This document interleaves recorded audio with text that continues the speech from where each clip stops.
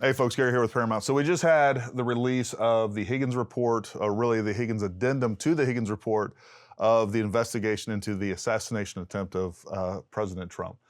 And I've gotten a lot of questions regarding, well, there's a bunch of questions out there, right? One of the questions that I think this is going to answer is, did the local law enforcement that took shot number 9, did he actually hit Crooks? I think this document answers that pretty well in my mind. The other question I've been getting is, does the testimony in this report, along with what we have released in this report regarding physical evidence, we have a broken buttstock, the pictures of the body of Crooks, different wounds that he has. We also have x-rays of him as well. So does all that information combined with what we know to be true, does it make sense? Does it jive?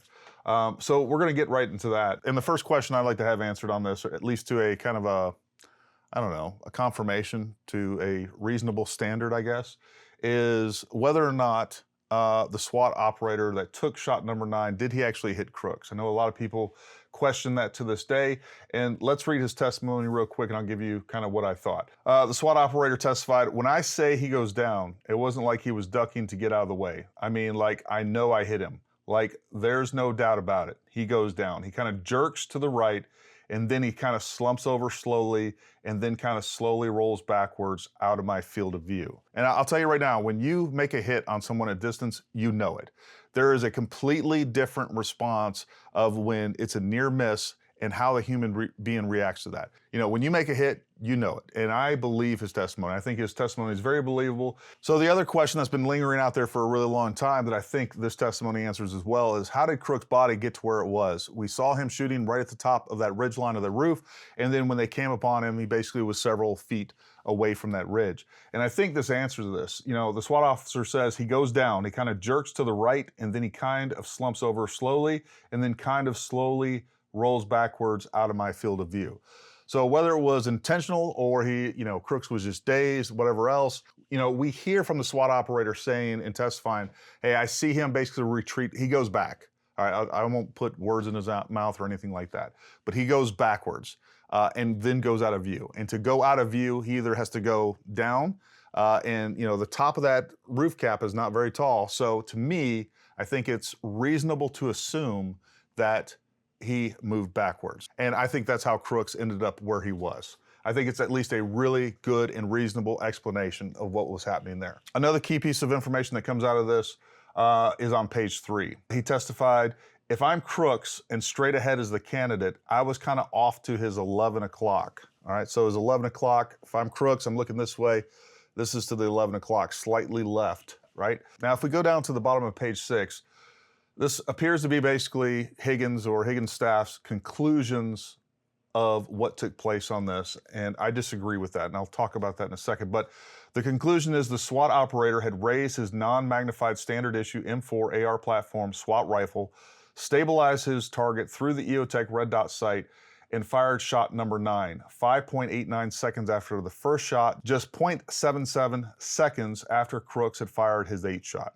The SWAT operator's 9th shot impacted Crooks by striking the Magpul high-density plastic upper buttstock of Crooks' rifle, shattering a large plastic section of the Magpul stock and causing an explosion of shrapnel as the broken stock smashed into Crooks' right neck and jaw area below his right ear. The 9th shot stopped Crooks, causing him to lower his elbow-supported prone firing position and back away from the AJR building roof ridge line by several feet. Now the bottom piece right there, that last sentence, I agree with. I think he got hit, got extremely dazed, started questioning his decisions in life, and started to back away from that ridge line.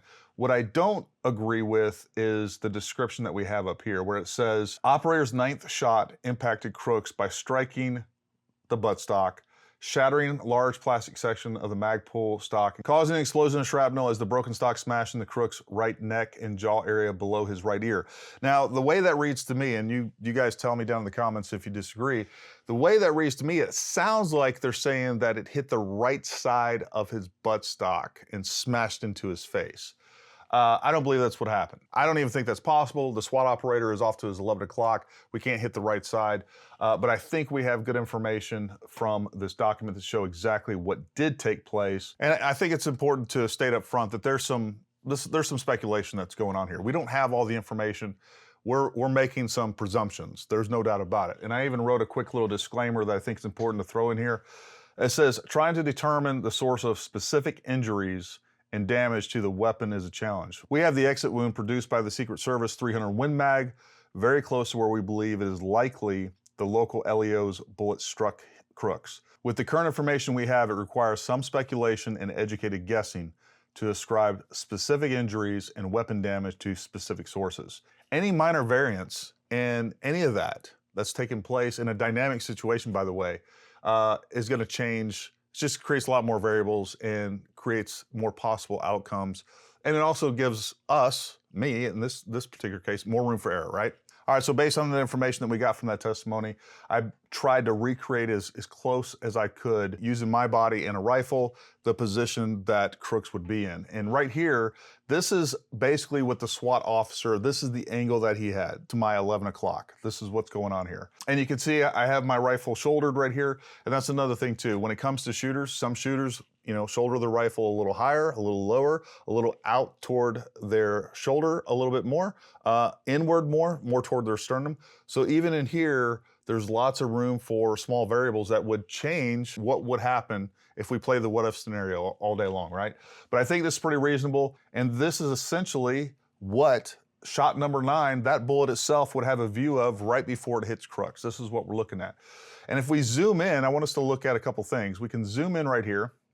We see where my cheek meets the buttstock itself. And if we look just beyond that buttstock, right here in the background, all right, you can see just a little piece of my shirt. That's my shoulder back there. And if we look at some of the pictures that were included in this report, number 1, well, let's just go to the buttstock. So we see how that buttstock is broken, all right? We have a long piece right here. And I think that is because basically we have a round that slips in between the cheek and hits the buttstock.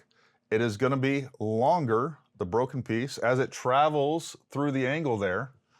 And that's what we have going on here. And if we look at the wound pattern on Crooks' face, we have a large contusion here, right here, and we have a laceration right here. There again, if that bullet impacts the buttstock and it shatters that buttstock, possibly even throwing off projectile jacketing material, it's gonna cause a large impact here where, the bullet itself didn't make a direct impact with the skin, but basically hit the buttstock that the skin was up against. So instead of any sort of hole, this is kind of what we would expect to see. Then as that bullet travels, it goes through the buttstock at an angle, and then into the very top portion of the shoulder. So here we have that x-ray, and we can see the bullet fragments from the 300 Win Mag here, but then we have all of these bullet fragments here. There's no scenario I can really think of, given the angles and what we see as far as a possible trajectory where we'd have the bullet pass through the head and into the shoulder of this.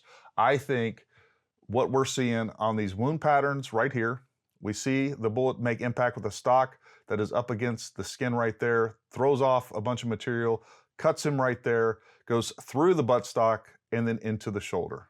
And this is his shoulder shattered. I mean, that is significant. There's no doubt about it. So ultimately, I think that is very likely. This is exactly what took place. Do we know for sure? No. But I think that's pretty reasonable. So you guys definitely let me know what you think down in the comments. Does this make sense? Does it make more sense than the conclusion that Higgins, either himself or his staff, came up with? But I think it's pretty solid. I think that makes sense, and it confirms everything that we know, confirms what we see in the report, and the testimony, and the physical evidence all matches up. Let me know what you think down in the comments, but until next time, stay armed, stay ready. We'll talk to you soon.